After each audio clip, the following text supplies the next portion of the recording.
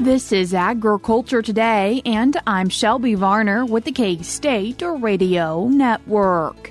Guy Allen, the senior economist at the IGP Institute at K-State, kicks off today's show with the grain market outlook.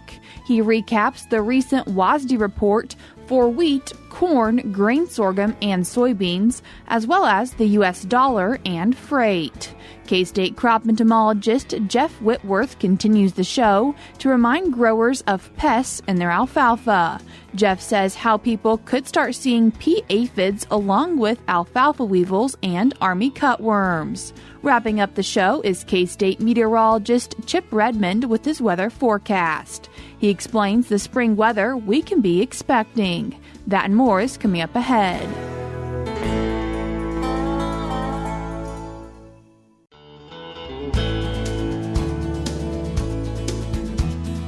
You're tuned in to Agriculture Today, and we start our Friday show with a grain market update. And this week we're joined by the senior economist at the IGP Institute, Guy Allen. Guy, thanks for joining us today. Good day, Shelby. When we're talking about the grain market today, Guy, starting off with wheat, and we did recently have a WASDE report come out. Yes, yesterday on Thursday was the April monthly WASDE report. It was a bit mixed. I think today we'll talk about wheat, then we'll move over to the feed grains and then finish up with the oil seeds.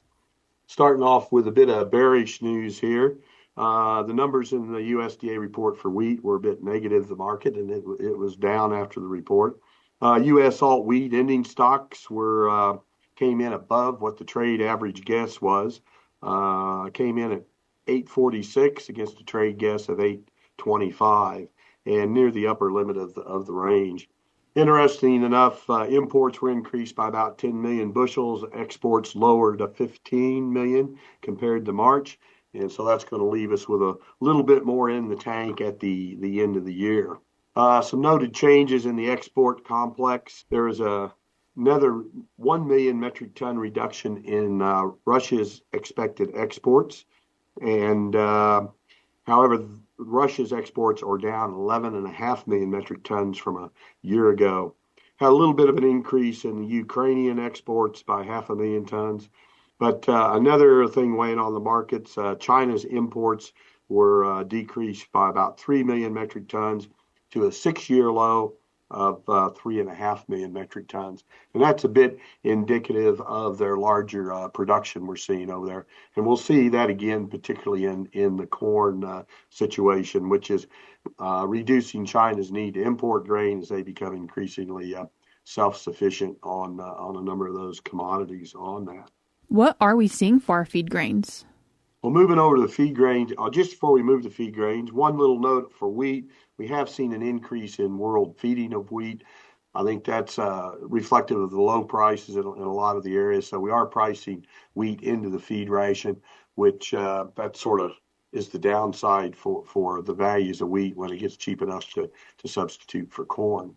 So moving on into the feed grains complex, corn, a bit of a different picture there. Corn numbers were a bit friendlier. We saw the market up 5 to 8 cents on the day on Thursday's close. Ending stocks were down about 75 million bushels to 1,465 billion. That's 45 million bushels less than what the trade average was. Exports were increased up 100 million bushels to 2.55 billion.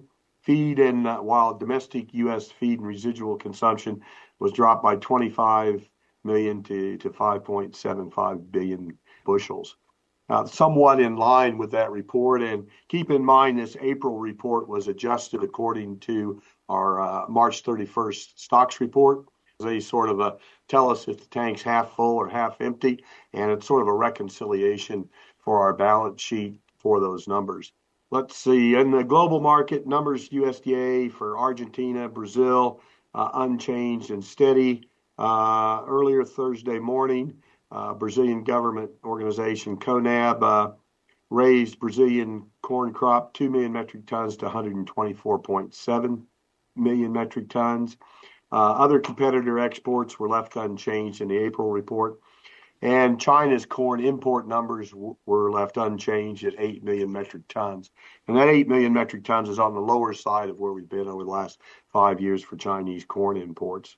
That left our U.S. Corn stocks to use ratio, dropped it down from 10.2% to 9.6%, which anytime I think you get those ending stocks below 10%, we're starting to run a bit critical there, which keeps me a bit optimistic for prices going forward through this summer.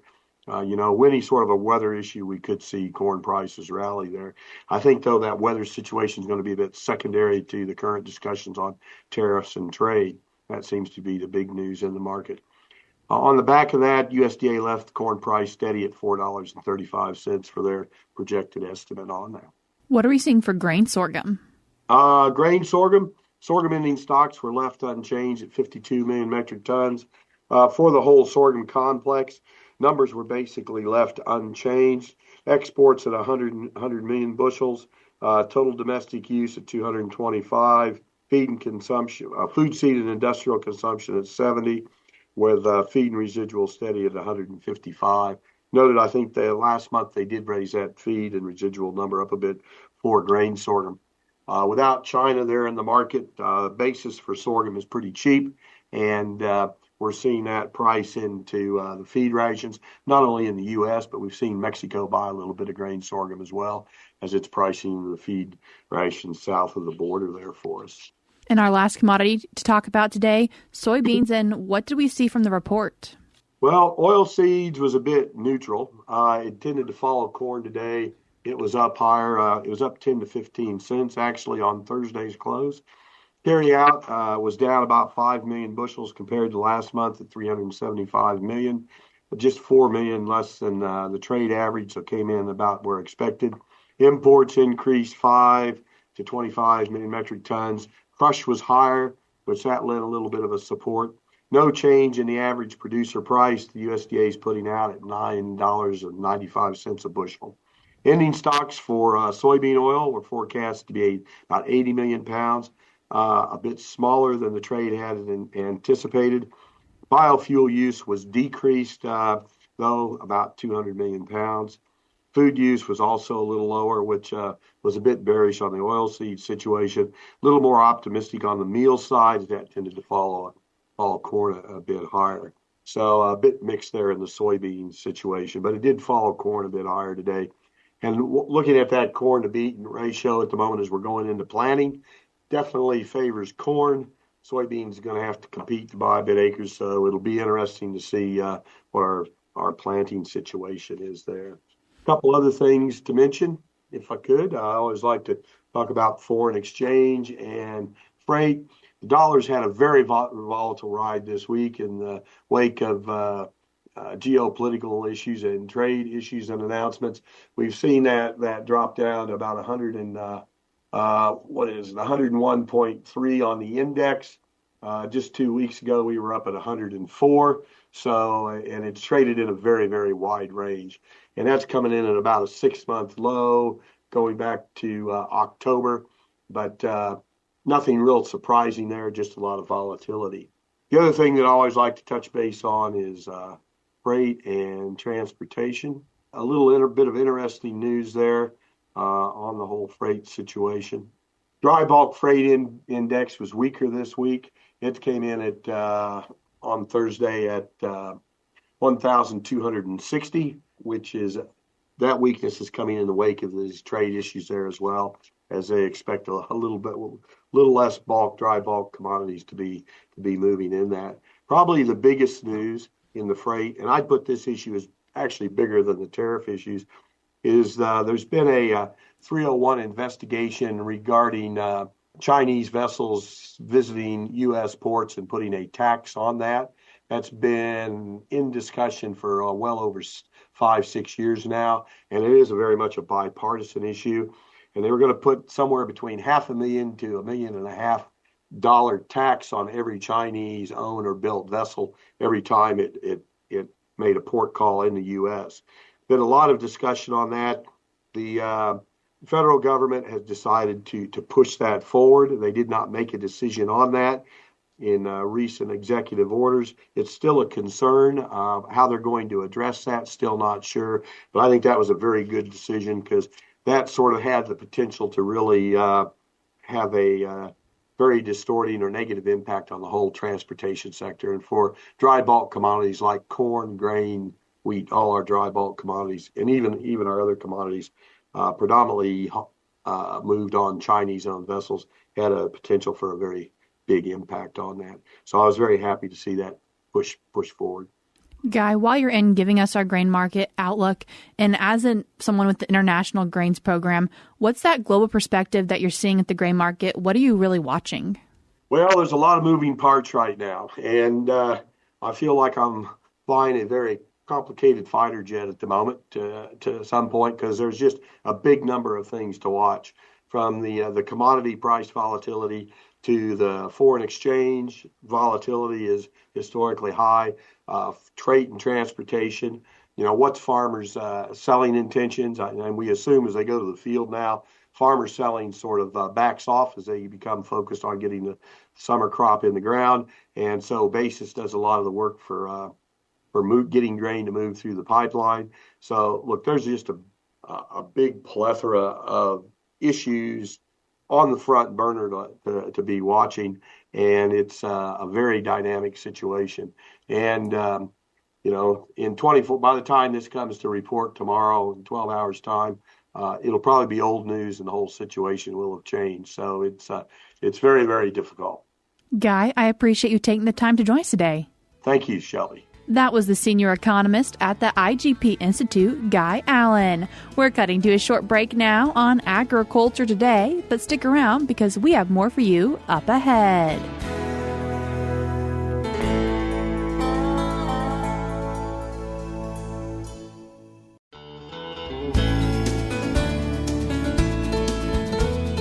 You're tuned in to Agriculture Today, and we continue our show talking about pea aphids with an update also on alfalfa weevils and army cutworms with K-State crop entomologist Jeff Whitworth. Jeff, thanks for joining us today. Oh, my pleasure. Anytime. Jeff, what are we seeing with pea aphids right now? Pea aphid populations in alfalfa are really exploding, at least around the central part of the state. And you know what? They usually do this time of year, but we've in some parts of the state we've had not too bad moisture events occur, and that's helped a lot. But in some parts we've still are really, really lacking moisture. In those parts, that's where we're really seeing the effect of pea aphids, because pea aphids, like all the other aphids we talk about, they suck the juice out of the plant. Therefore, they're more problematic during periods of reduced moisture or even drought, which in some places right now we're really undergoing some serious moisture stress. So the pea aphids populations we're seeing, pea aphids are the cool weather aphids. I think some years I don't think they overwinter in Kansas when we have really cold winters. This year I think they did, because early on I was finding the little nymphs, and that's indicative of in the fall or in the winter the pea aphid females will lay eggs along the stems of the plants. They're little tiny black things, and then the nymphs hatch out. That's what we're seeing, or we have seen for about the last 3 weeks. And the nymphs are hatching pretty rapidly, and they're growing pretty rapidly. And actually, these populations can probably go every 14 days, every 2 weeks, and then they'll produce more because they're parthenogenic. That means, we've talked about in other aphids, that means the female produces female offspring, and therefore they don't have to wait to lay eggs. They don't have to waste time looking for a mate. They just produce females, and 12 to 14 days later, those females are reproducing females, and so those aphid populations can just explode. And that's what we've seen in the last couple of weeks in alfalfa. The question I'm getting now, if a lot of people are getting ready to spray for alfalfa weevils, will the alfalfa weevil spray kill the aphid, and what will it do to the beneficials? That's a really good question, because there's some pretty good alfalfa weevil sprays now, if you use proper gallonage. We've talked about that a lot. That will do a pretty good job on alfalfa weevils, but they're going to kill everything, really. I mean, they're going to kill all the beneficials. They're going to kill the aphids. The problem is just what I explained. The aphid populations will rebound in 2 weeks or less, and they will explode, and by that time, the residual activity of the insecticide will have worn off. So the aphid products you use, well, there are some products that are pretty good just for aphids and are not as bad on beneficials and non-target organisms. If you use those, you're not going to be happy with your control on alfalfa weevil. So most of the people I know right now, most of the growers are using an alfalfa weevil product because the alfalfa weevil is number one. I mean, far and away, number one pest in alfalfa. But the aphids are causing concern. So these aphids are going to come back very quickly, 12 to 14 days after you spray for your weevils. And if we don't get more moisture, that alfalfa is going to be struggling to grow. And then these aphid populations are going to build up, and they're going to just add to the stress of the alfalfa. And that's when I get questions about, do you want to spray or should I spray for pea aphids? You know what? I can't answer that question for everybody. I'm just saying, if you're out there, after you've sprayed for alfalfa weevils and you've waited the proper time for whatever product you use, because remember, there's a reentry time for each product, and it's different for each product. So after you've waited that proper amount of time, get out there and start monitoring again for alfalfa weevils. But if the aphids start building up, you may have to consider an aphid spray also, which some of the guys are already looking at, or already talking about. Hopefully we'll get some moisture. Moisture helps a lot.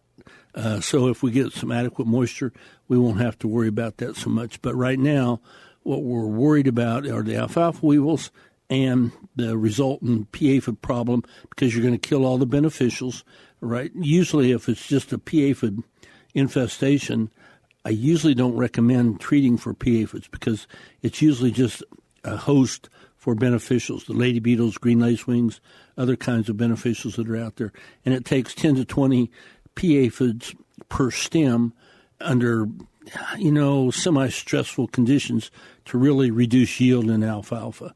If you got 10 to 20 aphids per stem, the alfalfa is going to start wilting, start turning a little bit yellow, and it's going to be problematic. So that's what we're looking at, especially after you've sprayed for alfalfa weevils. If you get a chance to swath it after that, those pea aphids are going to be out there. They're a cool weather insect, so they usually leave once the temperatures get into the 85, 90 degree range for periods of time. You're probably not going to have much of a problem with pea aphids.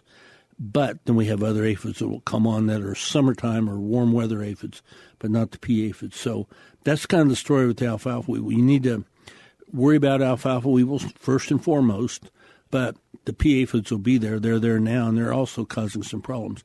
One of the questions we talked about, or I get, there are some army cutworm problems around, and because of the droughty conditions, they're creating more concern in alfalfa and wheat than a lot of years when we have adequate moisture. The question I get, can I spray my alfalfa weevil normal product? Will that kill army cutworms?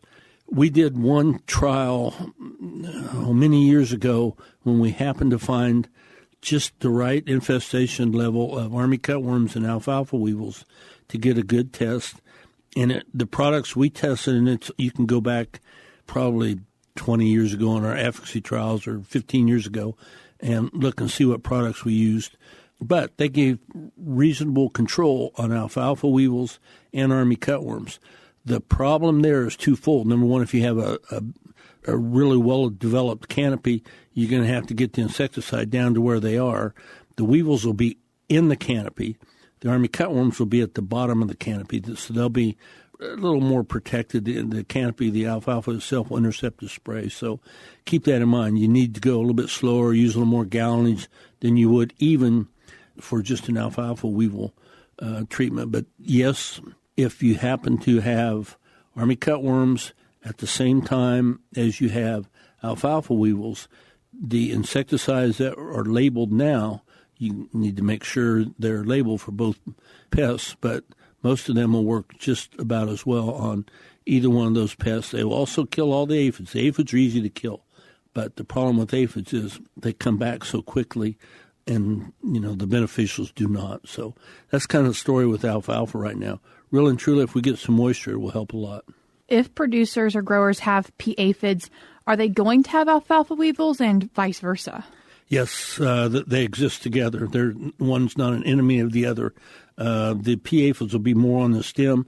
The alfalfa weevils eat the foliage for the most part, so they don't interfere with each other. They just both interfere drastically with the plant trying to produce adequate foliage so somebody can cut it and make a living. What's the chance that a grower would find all three pests in their alfalfa field? Right in central Kansas, from central Kansas to northern Kansas, really good.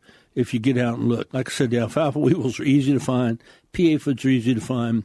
The army cutworms are in the soil, and they'll feed mainly at night. So you got to get out and scratch around in the soil, or you start seeing a place where the foliage is pretty well decimated, and you still have alfalfa weevils feeding in the leaves. That could be indicative of army cutworms. But lots of times you'll just have a bare patch, and that's where the army cutworms are. If you're looking for army cutworms, don't go to the middle where there's no foliage. They've already moved on from that. Look around the edges of the bare spot. That's where they're feeding on the new foliage. Jeff, can you remind us what the pea aphid looks like? Pea aphid it's about the only aphid that's in alfalfa right now. They're green. They're a little bit larger green aphid. They have long legs. There's nothing out there in alfalfa. I'm just thinking that's the only aphid you're going to find in alfalfa right now. They're green, kind of spidery-looking aphid. Most of them will not have wings. Once they get wings, they're a little browner colored. But most of them are just females, and they're just producing more females, and those females are producing more females, and they're lime green, large aphid, sucking the juice out of your plants. Jeff, in the past, has there been an aphid that sometimes gets confused with the pea aphid? Yes, we've in the past had blue aphids. If you go to our Alfalfa Insect Management Guide, which I think is just being posted today or tomorrow or here real soon, it will talk about blue aphids and pea aphids. It tells you how to tell them apart. The blue aphid, probably, back in a long time ago, 30 years ago, blue aphids came into the state, and we thought they were going to be decimating, kind of like soybean aphids on soybeans and sugarcane aphids on sorghum. But in the last probably 15 years, I have not seen a blue aphid. It's all pea aphids this time of year. The blue aphid was a early season cool weather aphid also. They did the same kind of damage, so from a grower's perspective, there was not much reason to tell them apart. But I've not seen any in the last. Matter of fact, we considered taking it out of our insect management guide this year just because I have not seen any. But, yeah, good question. That's the only other aphid you could confuse with the pea aphid in alfalfa this time of year. Jeff, I appreciate you taking the time to join us today. Oh, my pleasure. Anytime. That was K-State crop entomologist Jeff Whitworth. We're cutting to a short break, but stick around because we have more for you up ahead.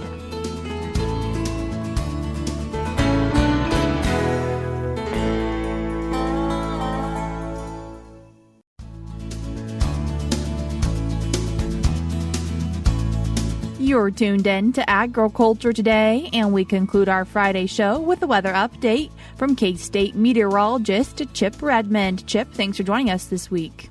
Yeah, thanks for having me. Chip, this past week we did see some moisture, and are there parts of Kansas that saw more than others? Yeah, like any given precipitation event, it's never uniform across the whole region. And we actually saw that last week with that band of precipitation that we talked about last week that occurred that Tuesday night and the Wednesday. They obviously had a lot of rainfall there, but the next system we had was Friday night into Saturday, and that led to some pretty good widespread rains in northwest Kansas. Some areas like around Goodland got over 1.5 inches of rain. And for that neck of the woods, that's a lot of rain. Despite average, precipitation is increasing weekly, they still only average about 0.3 of an inch of moisture a week. So it results in drought improvements in that area. Another area that we saw drought improvements this week because of the precipitation was southeast Kansas. Some areas in Parsons and Cherokee County got over 2 inches of rainfall, and that band kind of stretched further west. It tapered off, rainfall is not as high, to more like a 0.5 inch as far west as Harper and even Barber County. So some good areas of precipitation in isolated regions and it was a good rainfall too. It wasn't that heavy rain that we saw earlier in that week with that band in northeast Kansas. It was a lot of light to moderate rain that was really good at soaking down in the ground and helping green up move forward, where we'd actually start to see some things slow down and not green up as much because of those drier conditions. So while we had some precipitation that was associated with that front, and then we had cooler air come in on Sunday, Monday, and Tuesday of this week. And we saw widespread freeze across most of the state, and going to the far southeast missed out. And on Sunday, portions of western Kansas got down into the teens. And not just got down that cold, but stayed there for up to 6-7 hours. And there wasn't a ton of concern just because wheat's not progressed as much in that neck of the woods. But there's still some moderate concern of some areas of low-lying areas where the soils are drier, and that southwest to north-central Kansas is kind of the corridor that's missed a lot of these rainfall events. So soils are drier in that area, and so there might be more likelihood of some freeze damage. But that cooler air did stick around. It wasn't quite as cold Monday morning and Tuesday morning, but the colder temperatures went a little bit further east. For average last freeze, we look at somewhere around mid-April, so we're still pretty early in the game, but green up is now progressing pretty quickly, and so things are going to get more vulnerable as we go each week. But the good news is temperatures have warmed up since then. We've seen temperatures reach the average for highs, which is in the mid-60s to upper 60s, depending on where you're at, warmer further to the west and south. And they're even starting to eclipse that warmer than normal average as we start to get closer to the 80s. And we might even see some 90s by the weekend or by the end of the weekend. And that's just bringing us full, so we're getting those big temperature swings. Is there any precipitation in the forecast? Yeah, with the warmer weather, we kind of start getting that anxiety if we need some precipitation to keep up with things. As we keep increasing average precipitation each week, we need moisture to keep up with this. And there are a couple opportunities. It looks like Sunday night's a small opportunity to Monday morning, mostly central and eastern Kansas, with a front that's going to come through and drop those temperatures down for early next week, closer to normal, but still warmer than normal. So don't expect a lot of moisture from that. A little bit better chance there around Wednesday, and another weak front that's a little bit more organized with the low pressure system tracking across the state. I think, again, central eastern Kansas favored for maybe only around a quarter to maybe a half inch where thunderstorms persist. But my eyes are kind of turning towards late next week into Easter weekend. And there's the potential for a more potent storm system. Models are kind of backing off of it a little bit. This time of year is difficult to forecast for, but maybe a more impactful widespread system could occur around Easter weekend. But again, climatology favors that southeast part of the state. The good news is, hey, we've got 3 chances of rain this week or in the coming week, and that's better than what we've had this week. And so hopefully we can get precipitation in places that need it, especially that southwest and north central Kansas corridor that's missed out on a lot of it. Chip, I appreciate you taking the time to join us today. Yep, thanks for having me. That was K-State meteorologist Chip Redmond. That's all we have for you this week on Agriculture Today, but we'll be back with more for you on Monday.